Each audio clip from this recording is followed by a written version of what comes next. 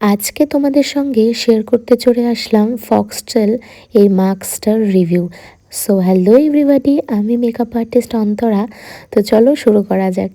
এই তো সেই ভাইরাল মাস্কটা, এটা আমি নাইকা থেকে পারচেস করেছি আর এটা আমার পড়েছে 545, বাট এখন পিঙ্ক সেলে অনেকটাই দাম কম দেখাচ্ছে। আই থিঙ্ক তোমরা এটা নাইকা থেকে পারচেস করলে 480-র মধ্যে পেয়ে যাবে। আর এটার সঙ্গে একটা পেপারস এসেছে যেখানে লেখা থাকে অ্যাজ ইউজুয়াল সমস্ত অ্যাপ্লাই করার প্রসেসটা এখানে দেওয়া আছে। এই ফেস মাস্কটা ক্লেম করে যে ফেসের সমস্ত যে ট্যান থাকে সেটাকে রিমুভ করে দেবে। কারো যদি ব্ল্যাক হেডস হোয়াইট হেডস থেকে থাকে সেটাকেও রিমুভ করে স্কিনটাকে ব্রাইট করে দেবে, তাও আবার 10 to 15 মিনিটসের মধ্যে। তো চলো লেটস ট্রাই ইট। তো সবার প্রথমেই আমি একটা স্পুলি দিয়ে প্রোডাক্টটাকে আমার ফেসে, অল ওভার ফেসে আমি অ্যাপ্লাই করে নিলাম।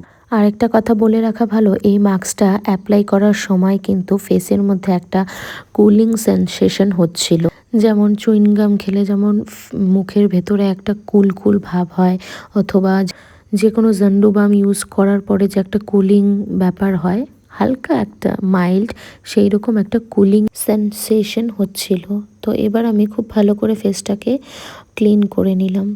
খুব ভালোভাবে ফেসটার থেকে সমস্ত মাস্কটা ক্লিন করে নিতে হবে 15 মিনিট পরে।